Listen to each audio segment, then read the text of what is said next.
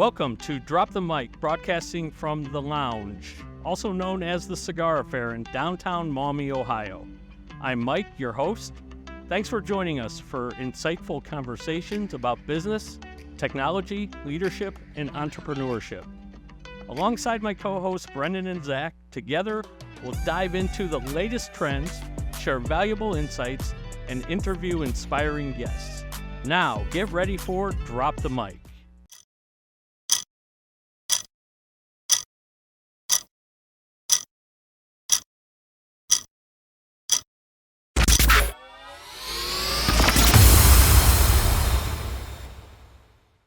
Welcome to Drop the Mic podcast. I'm here with Zach and Brendan. Brendan's over on the board. He's making sure we look good and sound good. Today, Zach is actually going to kind of run the show. He's going to come on and ask some questions, and we're going to have some conversation. So I'm looking forward to that. Hi, Zach. How you doing? Hey, Mike. How are you? Happy to be here. Good. So you did some traveling for work over the last couple of weeks. Yep. Yeah, I was out in Scottsdale in the Phoenix area, seeing some customers and going to an event out there. Awesome. Yeah, I had a great time. Cool. We'll get. Let's put that on pause. We'll get to that. Maybe in the next episode or so. Also, Brendan, how you doing? Doing good. Happy to be here. Another good weekend. So good. How was your work week? Pretty good. Yeah, a lot of good opportunities going forward. So we just got back from Automate last week in Chicago. So we were able to see a lot of good customers and seen a lot of new technology, which was pretty neat. Right on. So you're pretty much out on the road on a daily basis. Oh, absolutely. Yeah. Road warrior. 30,000 miles since January. Holy cow. Yeah, that's a lot. Okay. Just one thing, housekeeping here before I turn it over to Zach. Stay tuned. We're going to actually have a raffle. So Zach, we connected with a company called Lace Midwest here. Okay. Midwest Pete and his group, and we've got some collectible Jordans that we're actually going to be giving away to somebody who gives us a like, a follow, a share, a comment. There's going to be more details. There's actually going to be a post on the socials about this coming up. So stay tuned for that, because you might win yourself a couple $100 pair of Jordans. And what's crazy is the more you enter the business world, there's a lot of sneakerheads in the business world. I roll up to a lot of meetings and I'm seeing a lot of guys with kicks, and I'm like, oh, you collect sneakers? And it's like, yeah, 100%. So I'm glad we were able to tap that in a little bit. Cool. All right, yeah, excited for that. So, okay, Zach. Yeah. What do you got for us today? So, Mike, I understand that in a former life you owned/managed a B2B manufacturing industrial type business. Okay, so we're going there, huh? We're going there. That's right. And I wanted to talk to you a little bit about that with the purpose of kind of understanding some of the lessons that you learned through that journey, and just kind of take us through that a little bit. So if you could take us back, 10 or 15 years ago, whenever that was. Yeah. How did you end up in that spot? And give us a little bit of background on the business itself. What was it doing? And, so interestingly enough, this was a business that was started by my grandfather back in the early 1960s. Okay. My grandfather was, worked his whole life as kind of a production worker, glass cutter at LOF, and somehow he decided to take an old screw machine and rebuild it. So he created a business that was in the machining space, and that's where I spent most of my life. Literally started a business out of his garage, and at the time he passed away in the mid 80s, he had about 10 employees and a pretty nice size business, local business here in Toledo. Doing work for the local, Toledo companies. Okay, so this was a third generation business. Yeah. So it was actually my mom's business. So my mother took it over in '86, along with my dad, who came in as well to kind of manage the operations of the business. My mom took care of the quoting and the sales side of things and everything. And yeah, so very successful, through the 80s, 90s. And, in 2000, I came into the business after, working for a couple other companies in manufacturing world. I, was a production scheduler for a large union facility up in the Michigan area. And finally I got the call from my father. The funny thing is I never thought my dad and I would work with, I never thought I'd work with my dad. Yeah. Or for my dad. It wasn't with my dad. It was for my dad, right? And we butted heads like crazy. And I told myself I really wasn't that interested in it at the time. Although I had worked there on and off my entire life, right? I mean, it was a true family business. Yeah. Yeah, in 2000, I got tapped on the shoulder. Actually, a lot of people don't realize, but I actually started a startup manufacturing company back in '95. Okay. Actually had that role, and it was a startup. It was a true startup, and yeah, unfortunately, 5 years, and we were fairly successful.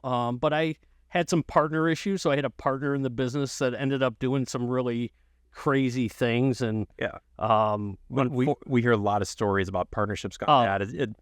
It's really common that unfortunately happens. It does, and it it's one of those things where once you go through that, Zach, you never. I mean, it's very hard to trust a partnership. Yeah. After that, I mean, I say you gotta really know the soul of a person if you want to go in business with them. It's like getting married. It's absolutely, it's exactly like getting married. It's absolutely no different than a marriage. Unfortunately, I had to close that business. But again, I kind of considered that to be a Harvard education for me. I lost a lot of money. Sure. Tuition. But learning what I learned, right? Yeah, tuition. I probably lost about $500,000 in that deal. But I would pay it again for the things I've learned. I mean, at that time, I had to learn everything. I had to learn, payroll. I had employees. I had to learn, the finance part of the business, the tax side of the business, the sales side of the business, the operation side of the business, and all the costs and cost accounting and everything that went into that. So, and this was the day before QuickBooks, right? Today, it's a lot easier, but you had to learn that on the fly. We have it easy these days. Well, and I had help, having a mother that is my mother. I just can't speak enough about how good of a business person she was. Every good quality that a leader has, my mom had that, right? So. Yeah. I had lots of help. I had lots of my sister as well would step in and help me do the books, and that's kind of the finance was kind of her world. So it's not like I was doing it by myself, but ultimately I was responsible for it. Right? Yeah. So it becomes really different when it's you that has to make payroll on Friday. Yeah. Right. And so learn that lesson, and then went to work for another company after I closed that, and finally I got a call from my dad one day, and he said, it's time for you to come in the business. So, and what year is this? This was 2000, like early 2000. Okay. So your dad taps you on the shoulder in early 2000. Yeah. What was your initial reaction to that? Well, I mean, the thing is that the company was offered at that time a very significant opportunity to grow from their very largest, or their number one customer. Okay. Right. So there was a contractual agreement that had to be negotiated and put in place. It hadn't got there yet, and they knew they needed somebody, and it also involved a second facility. They knew they needed somebody they could trust to run that. So that's the tap on the shoulder I got. We want you to come in, negotiate the contract. If you win the business and we open up the other facility, then you're going to run. Okay. If not, you need to go find another job. Yeah, no, I think it's worth pointing out that's a unique situation to be in. With most multi-generational businesses, it's fairly consistent. There's not a lot of upside for the next generation coming into it. Yeah. It's just interesting that it played out like that, where you had that huge opportunity to grow the business. Yeah. A business that at that time was, 40 years old? Yeah, it was 40 years old at that time. So, yeah, I think by the time the business closed, we were just over 50 years. So yeah, we were 40 years old. We were growing, hindsight, looking back, way too fast. Yeah. But you don't know what you don't know. Yep. Right. Of course. Like we just talked about this earlier today. you think you're making decisions that are what's best for the company, and you learn later that, okay, maybe that wasn't the best thing to do. Mm-hmm. But as long as you live to see another day, right, you're no harm, no foul, you pivot, you move on, Yep. whatever. In this particular case, it took a while for that to manifest. I think it took like 7 or 8 years before we realized the total impact of the business. Okay. But in 2000, we were really excited. This was going to double the size of our company, Mhm. take us from, somewhere around 5 million to 12, 13 million. Okay. In top line? Yeah, in top line revenue. Okay. So, and we were truly a mom and pop shop at the time, right? Yeah. I mean, yes. And so we had just built this brand new facility over in the east side of Toledo and went through working with the city of Toledo and the Port Authority. It was a really exciting, time for our company. But okay, so now I'm negotiating this big deal, working with my family, which was great. I mean, it couldn't have really been better. At those times, moods were good. Business outlook was great. Everybody got along just fine, and we all had kind of our lanes that we stayed in, and Mm-hmm. and we ended up getting this contract and opening up the second facility, and I did that for several years until about 2007, I think, when that contract ended. Okay. So you come into the business. Yeah. You win a contract that doubles it. Yep. Did you have to raise capital to fund that expansion? We didn't. So and whether it was a mistake or not, I'm not sure, but we didn't raise any capital. We pretty much funded it from the family asset, right? So it came out of personal savings, Okay. and investments and everything else. There had been enough built through the 90s. The business was very consistent, and until maybe the late 90s, the company never financed anything. It paid cash for every machine that it bought. Paid But you were buying machine tools straight cash. straight cash. Yeah, it wasn't until we were kind of forced to buy some, big ticket machine tools that we actually started to, finance some of that. I think my sister and I really had ideas. We were much more intent on growing the business than I think my mom and dad were at the time. I mean, mom and dad were pretty cautious. Yep. But Kelly and I, we kind of saw ourselves maybe on Forbes magazine, right? I mean, Yeah. And that's overstated. I mean, that really isn't true, but that's kind of the mentality. Yeah. Wanted, The ambition of youth and the energy that goes along with that. You see the opportunity and you want to take it. well, the other thing is, Zach, and this is what a lot of people don't realize. We wanted the company to be able to support her and I at the same level that it supported my parents, right? So you think about that time when you're working on, let's say, 17% gross margin, 16%. That's a good year in that business. It's a commodity, low, high volume, low profit margin business, right? So, I mean, we were flush with cash, but when you start talking about supporting two more primary people coming into the business that now had a stake, I mean, at that time, I think we each owned, between the two of us, we owned maybe 49% of the business.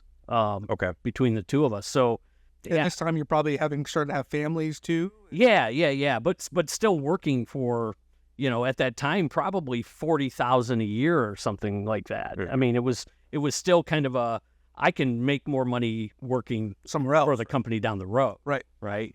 And we actually maintained that level for a very long time. Now, don't get me wrong. I mean, we never needed anything. We never wanted for anything. My family, if we got paid a bonus, to take care of, if we were, short for the year or whatever. So yeah, I mean, true family business. We struggled with that succession planning, just like most do. And I remember, it's funny because I remember somebody saying, or I was talking to maybe an attorney or a succession planner that we had hired to look at this, and he said, most family businesses fail in the third generation. Yeah. 60% fail in the second generation, 90% fail in Yeah. the third generation. And I can remember sitting there like, what is this guy? I mean, I was offended by that. I was like, there's no possible way. This isn't happening, right? I mean, there's no way this can happen. So, yeah, I mean, as the time, I mean, my sister and I are running the business. My parents were still there, more certainly advisory, maybe more than advisory. Sometimes they were in, sometimes Okay, but really the day-to-day was handled by you and your sister. You were at 49%. Yeah. Your parents owned 51%. Yeah, and We're kind of on the board overseeing things. yeah, and we had some really good people that worked for us, or at least what we thought were really good people. Okay. Right. We had some, and I'm talking like advisors, like accountants, lawyers. Yeah. But not only that, but like a plant manager, and I'm not calling anybody out in this, certainly, but we had some people in place that we trusted, Okay. that were also, part of that. And again, a family business, the whole cliche, everybody's family in a family business. I learned really quickly when things got tough that isn't true at all. Right. Yeah. But So let's talk about that. It's 2007. Yep. It's a tough time economically. Yep. Globally. Mm-hmm. We all know that. What happened at that time to really change things? Okay, this is where it gets really ugly. So, we felt it coming, but at the time we were negotiating with a large company out of Texas to design and build some large machinery. And they were actually it was going to be a large number of these, like 20 of them at about, let's say 200,000, 300,000 a piece. It was a very significant contract that we were negotiating. Okay. And we had to do all the design work up front of this equipment. So we had probably a couple 100,000 of cash invested just in designing To win the business. the technology to win the business. Yep. Right. Well, we got the business. So we were awarded this contract, and at the time, we didn't have the floor space. I had about 40,000 square feet over in East Toledo. To do this, we needed to double the size of the building. So we contracted, local contractor here. They added on to the building we had just built in 2000. They added 32,000 square feet to that. Okay. So now you're almost up to 80,000 square feet in floor space. Yeah. That's a large. And we started buying some materials because we got awarded this contract. We were flying back and forth from Dallas, Texas to Toledo on every other week, meeting with them. And Yep. And I've got a purchase order in my hand. Okay, so you've got a PO. You're starting to ramp up your business with floor space doubling the size. I got an $8 million PO. You're buying materials in anticipation that this goes through. Yep. And I'm gonna guess here it doesn't go through. The company was sold to a company in China, and they shut down their U.S. operations and moved to China. Wow. Okay. So where did that leave you guys? The contracts became null and void. Null and void. You're not getting paid, and you've already put all of this money and time into expanding the floor, into materials, maybe some machines, a lot of capital. Yep. That now you have nothing to do with. $7.5 million total investment. Wow. Okay. So that's where things got tough. Literally, when I say that we built the building, turned the lights off, and shut the doors, it was connected, but it was connected with like big garage, these huge bay doors, right? We literally just shut the lights off, shut the doors, done. Okay. So going back to that. Yeah. This company gets sold. You realize the PO is not going to go through. Mm-hmm. What's your next move from there? It's you and your sister. You're in a really precarious spot. Yeah. Where do you go from there? What was your thought process at that time? What kind of emotions were flying through the air? Oh. I would assume that you were, panicky. Well, the thing is, when you look back at situations like that, so it kind of happened in stages, right? It wasn't just like one day you're just like, oh my God, it's over. No, it was like, have we gotten a hold of this guy? And, you're trying to still put the deal together. Yeah. Is there recourse here? Do they still want to do business with us? Of course, the answer to that was no. But then we kind of went into fight or flight, right? I mean, we started looking at, places that could possibly rent, the space and where we could sublet to another business. We scoured. But unfortunately, at this time, we're talking 2008, the housing bubble burst. Yep. Right?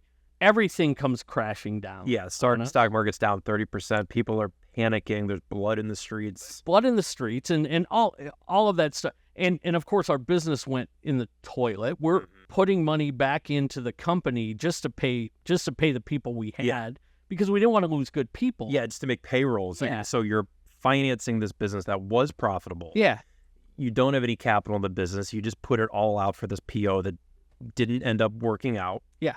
Just about killed my mom. And I mean, I can't imagine. It's such an emotional thing having a second generation family business and watching it go through this. It is like watching a child go through an illness. But we had that's a good analogy because it's very true. I mean, it was like a child, and the thing is, being that it was my grandfather's business, and Grandpa wasn't there.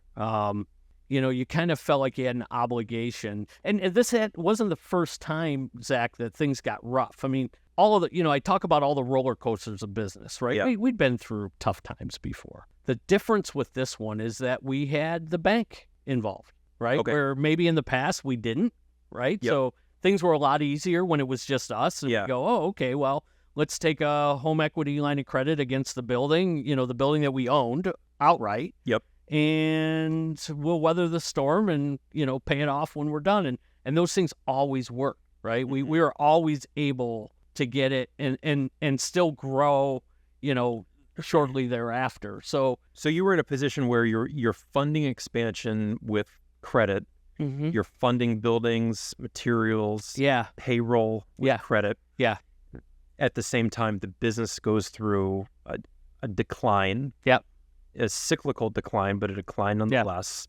And I mean, that's a really tough spot to be in, almost an impossible spot to be in. The nice thing, though, at that time was that the machine shop, right, the core of our business was still fairly healthy, right? So even though we had all of this extra debt, we had all of these things, these cash flow issues that we were trying to work out, the core of our business was still okay. It wasn't enough to keep us out of trouble, but it was operating enough to keep us the lights on. Yeah. Right. And so we always had hope, right? And so, but I'll tell you, the real trouble came at the end of 2009 when, again, the bankers that we had relationships with for years, and accountants and lawyers and, that we loved, they were part of the family. I mean, guys I would play golf with every couple weeks and that were advising us, right, and helping us. Well, the bank came in and said, we want to restructure your debt. Full faith that you guys are going to pull this through. And, we had a good business plan. We had a good plan in place. And they advised us to restructure in something called a swap note. And I'm not a banker. Yeah. For those who don't know, it's a pretty complicated instrument. Yeah, it's really complicated, and it's all tied to federal interest rates. Yep. And at the time, federal interest rates were very low because they were, with the quantitative easing and all that stuff at the time, they were trying to spark the economy, right? Yeah. There was a lot going on at that time. So they were, so we were sitting at the table, and they're like, this is the best thing for you. Interest rates have to go up. They're not going to get any lower than 4%. Right? Right. And if they go up, then you actually get into a negative fee situation where the swap is actually making money, instead of whatever. Yep. Well, so the note was signed. We believe that this was the best for us. Okay. Again, we're not bankers. We're machine shop people. Yeah. Mom and pop family business. As blue collar as it gets. Yeah. Right? I mean, and your accountants, your lawyers, they all advise you to do this. They were all saying this was what was best for us. And we talked about it as a family, and we sat down and we really, looked at it and said, okay, this is it. This is, what we need to do. And it basically restructured the debt in a way where it rolled everything into one, right? Okay. So we had some, maybe, through the time we had a line of credit that was termed, right? And we had, maybe we had a machinery note that was coming due, and they wanted to basically just roll this into a consolidation loan. It would be the equivalent of, right? Okay. They wanted to roll it into one. Yep. Right. With the building that was 7-8 years old at that time. It was a beautiful building, with that as the main collateral on the loan. Okay. So you enter into a swap. Yep. The upside is if rates increase over time. Yep. We know that didn't happen. Yep. Quite the opposite happened until fairly recently. What was the impact of those interest rates going down on the note, and how did that impact the business materially? So, again, this happens over time, right? So over the next 3, 4, 5 years, interest rates kept going down and our fees on the loans kept going up. So even though we were making the principal payments to the loans, the fees started to get to a point where we couldn't, our cash flow couldn't support. Yeah, from the swap. From the swap. Yep. Right. It wasn't. So we're making a $16,000 a month payment, but we've got towards the end, $50,000-$60,000 worth of fees per month. Sure. Tacked on. Yeah. Right. And we were drowning in that. That's insane. Absolutely. It gives me a heart attack just thinking. Well, and I think after the fact, like after the collateral damage was done for us, I think that they actually said this was like an illegal product, or there was some lawsuits, let's say, over swap loans and whatever. And well, it's kind of ironic because there were similar products that were used to get us into the housing crisis. Yeah. A lot of credit default swaps and CLOs and those types of really complicated derivative instruments. Yeah. And to see those, pushed on a small mom and pop business. Oh yeah. Yeah. It breaks my heart. And we were fighting. We were fighting, Zach, and we went and talked to, the governor of the state of Ohio, help us out, because the thing is that you can't get out from underneath that product unless you basically, there's what they call an unwind fee to unwind the swap. Yeah. And it was millions of dollars. Yeah. And at this point, we had invested all this money just to keep it alive. And I'm talking 2013, right? We had invested everything back into the company. Everything, all the wealth that had been built over, 50 years. Okay. It's gone. Yeah. It's gone. But Grandpa's business, right? So, yeah. So you got to carry on his legacy. The emotions had just taken over to a point where we were all, like I said, fight or flight. We were trying to save the child. Yeah. Mike, I can't even imagine being in a position like that. It must have been heartbreaking going to work every day. Yeah. Just the weight of it must have been unbearable. And it was, we talk about, we had 30-year employees that had been with us for that long. We had people that had been with us for 30, 20, 50. Yeah. Honestly, the worst part of it is the core business is still there and functioning and profitable, but you've got this outside force in credit and the swap that's dragging it down. Yeah. That's got nothing to do with the core business. And actually the business was, if you look at the core business again, it was still healthy. Mm-hmm. It had never really not been healthy, but all these decisions that were made, right, wrong, or indifferent, all these decisions that were made, put us in this situation. It wasn't the business itself.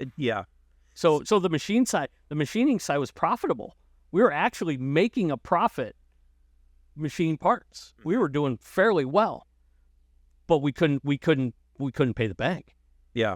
So tell me, when things came to a head, when you guys decided or were forced into a position where you had to relinquish control or shut down the business, talk about that a little bit. I know that's Pandora's box. No, it's fine. I don't mind talking about it, because again, when I sit here and I talk to people, and when we decide to do the podcast, and I get involved in a lot of mentoring and consulting and stuff. This is the lens that all comes from. Yeah.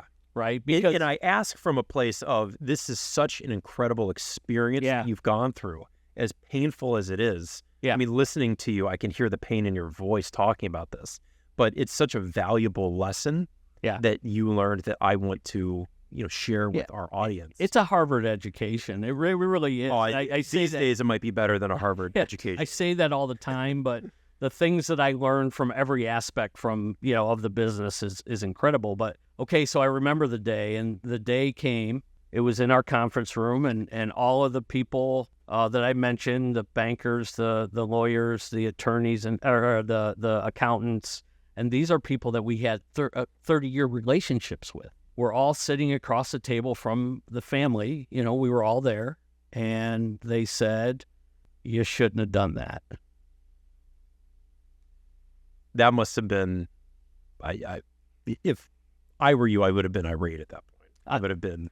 I thought so unstable. My dad is one of the nicest men. I don't know if you've ever met my dad, or Brendan, if you ever met my dad. My dad is he, and these are his friends, right? These are guys that are in his peer group because we've had relationships with these people for so long. He's trusted in the business, and the relationship has worked out until then. We had to stop him from going over the table at these. I mean, because it was the same people that 5-6 years earlier were saying, "This is your best option. You need to do this." And we were never arrogant enough to think that we were bankers and that we were smarter than the experts, right? Than these guys. And we sat across the table from them, and they said, "Yeah, you shouldn't have done that." So they basically foreclosed on the business. Yeah. So it's even deeper and dirtier than that. So what they did was they actually got an appraisal on the building.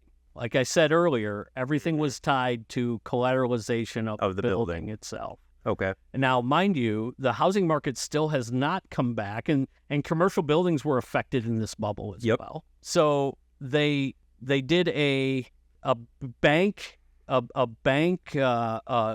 driven appraisal, and they appraised the building for about a third of what it was worth. So in their position, they've got a collateralized asset that has fallen in value by 70%, 60 or 70%. Yeah. And they're going, "Oh, shoot. Yep. We've got a problem here." Well, the thing is that because they did it and they owned it, they really never showed us the appraisal. They would never show it to us. They just said, "You're under collateralized. We need a couple $1 million, or we're going to call your note." Again, everything's back in the business. Yeah. Because of all the hassles. I mean, we would have rather cashed the 401k, which actually happened, and not just my sister, myself, whatever. I'm talking my parents' retirement, all of it. We would rather that than, cash that and put it in and take the chance that the business survives than hand it back to the bank and say, forget you guys and go take the, $1.5 million we have left over and live comfortably, right? No, it wasn't going to be. We were fighting for it. So, and in that position, I mean, what could you do? I mean, they were asking for a $3 or $4 million check. Yeah, nothing. On top of all of the swap fees, on top of the economy, on top of everything that happened with that previous PO and the position that you were put in because of that. Yeah. Well, and I didn't even mention that there was a local, at the same time, back when that went on, at the same time, there was a local solar company. It was a startup company that had gotten a bunch of money. Obama at the time was putting tons of money into solar. Yep. Right. So they had gotten all this grant money to build the solar. We did all this work for them, and they filed for bankruptcy and stuck us for another $500,000 on top of that. Right. That all happened in 2009. Yep. Right. So anyway, yeah. Going back, the day, I think the day is really what you're getting at. So we met with these people. My mom goes into her office for quite some time and finally asked my sister and myself and my dad to come into the conference room. And she walked in and she said, "We lost it." So, yeah, that was... man, that was a tough day. We all couldn't believe it. I mean, you think when you have a successful business, right? You think that it's always going to be there. Yeah. You can't. I mean, I grew up with this, yeah. Zach. So it was always a part of my life, and here I am. This was 10 years ago now. So I was in my early 40s. I was 42 actually. I know that. Always been part of the business and always, had this. But she walks in and she says, it's over. There's no way out. And of course, I go to, what do you mean there's no way out? I go to fight, right? Yeah. I escalate the fight and flight. Mom and dad are kind of in the resigned to, okay, we got to figure out what's next. I'm in, what do you mean they're telling you that we can't file for bankruptcy? That doesn't make sense to me. Yeah. And again, we have an attorney that's saying, you don't have enough money to file for bankruptcy. I'm like, that's ludicrous.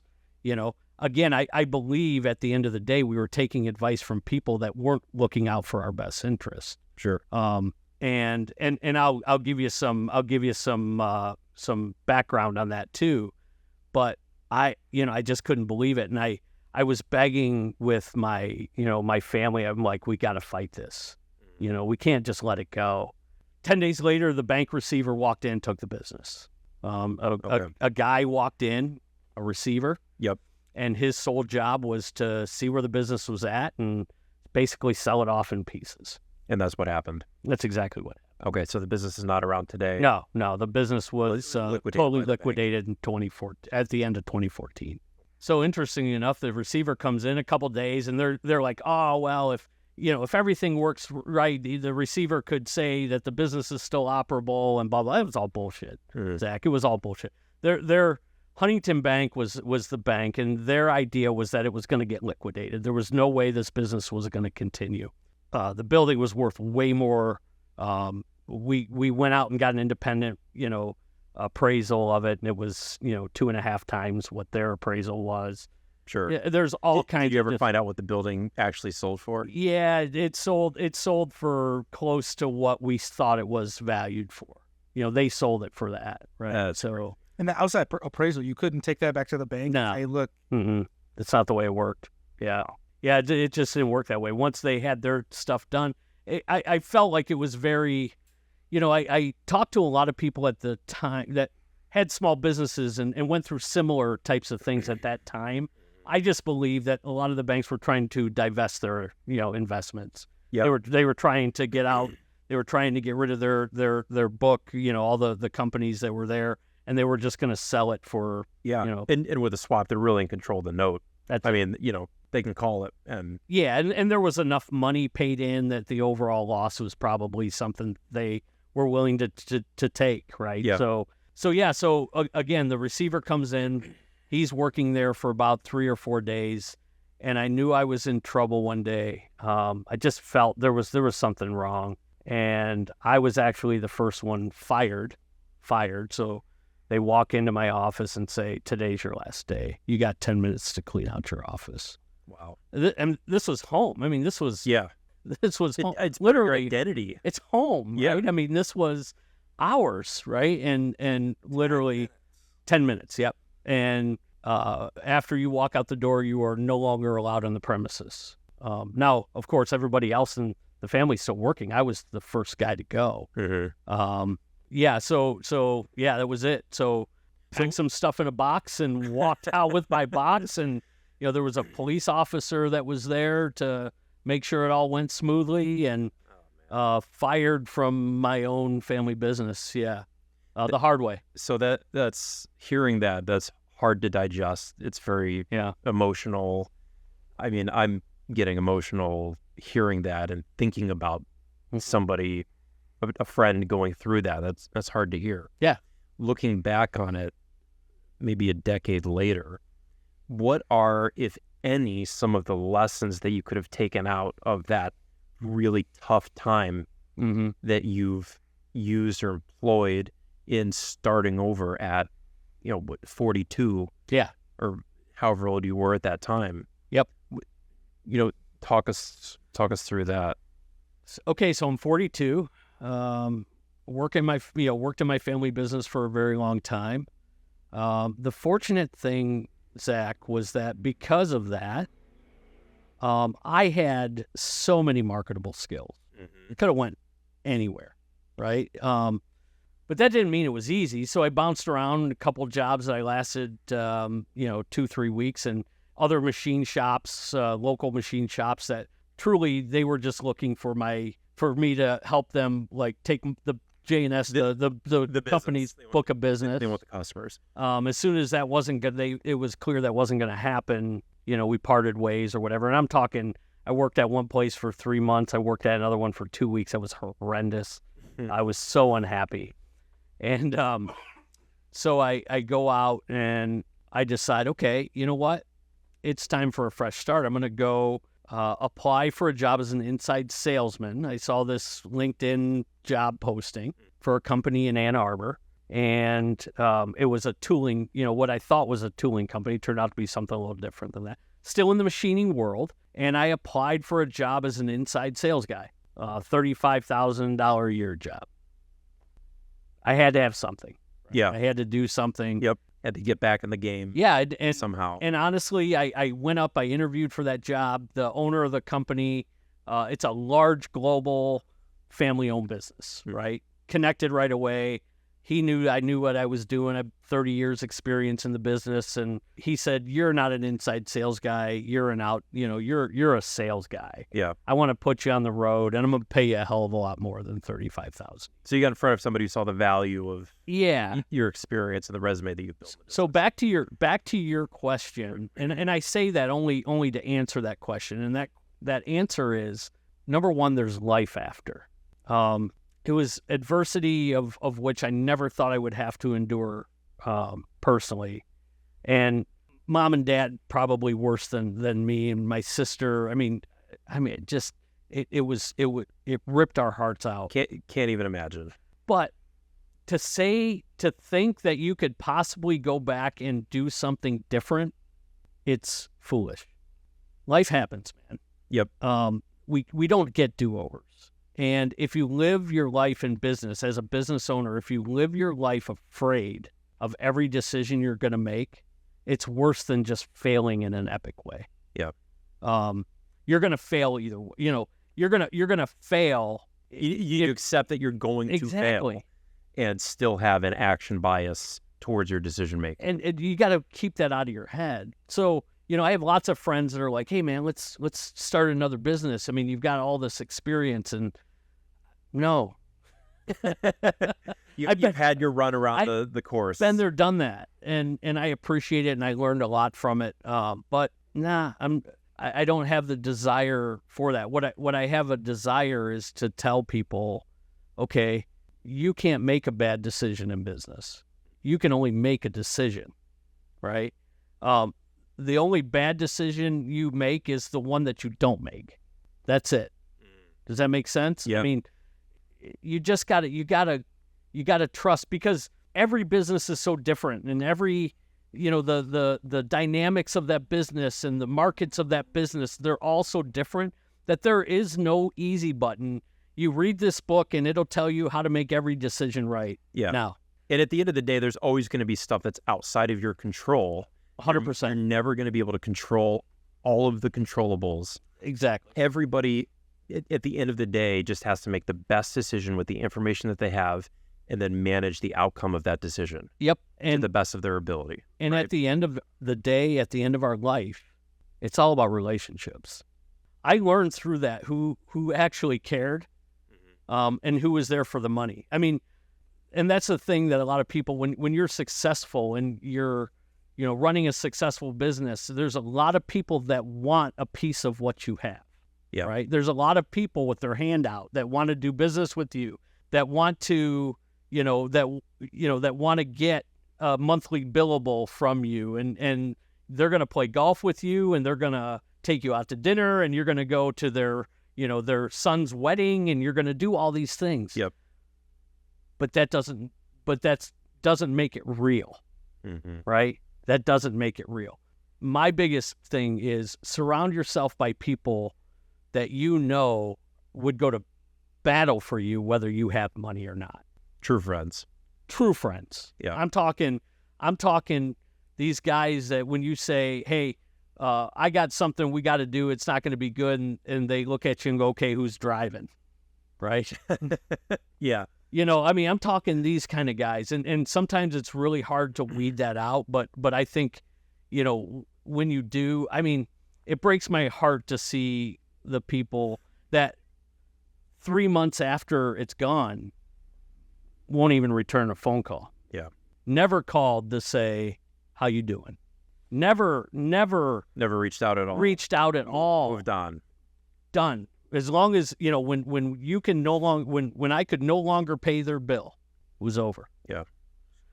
And that, and that's really what's sad out of all of it, right? And that's the thing. I mean, just make sure you're surrounded by, good people. And the thing is, so I said earlier that we had some good people internally, right? These are people that would call and say, hey, I don't blame you for this. It sucks that I have to go find another job. But I know it's not your fault. How are you? But I called to see how you were doing, right? Those are the people that matter, right? Yep. Those are the people that you gotta recognize right now in your life and take care of. Those are the people that your decision should be based around, right? It's funny to think that that's a lesson that you might not have learned had you not gone through this. Yeah. And that's a principle or an idea that really extends outside of business as well. Yeah. To just life in general.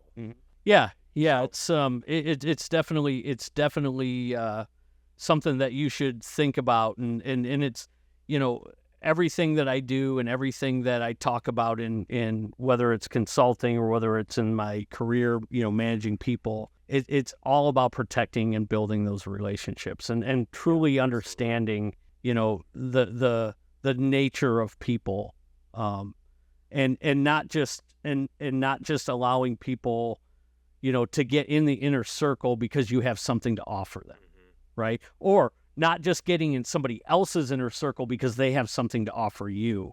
Yeah. Right. But truly connecting to people in a way that's both humanistic and it's loving and caring and all of those, empathetic and all of those principles that we as people should use when we're treating anybody in. Yeah. Right. That's so good. Yeah. Mike, thanks for taking us through that. I personally learned a lot. I know it might have been difficult to talk about, but I think that's really valuable to share that with our listeners and for some good to come out of that negative experience that you've had. Sure. So I just want to thank you for taking us through that. Hey, my pleasure. It's great. I mean, I think it falls in nicely because I one of the episodes back, Zach, I think Brendan asked me, why should people listen to you, right? Why should people, pay attention to what you say? My answer to that was because I've been there. I've made the mistakes. You've been a student of failure. I've done it, man. I've felt pain of a loss that's equivalent to losing, a friend or equivalent to losing a family member in the pit of my stomach. It took me a while to mourn. I had to mourn that loss like I'd had to mourn a relationship. Yeah. And if I can give anybody a piece, that would help them, either give them hope or help them to realize that, listen, 10 years later, I'm good, man.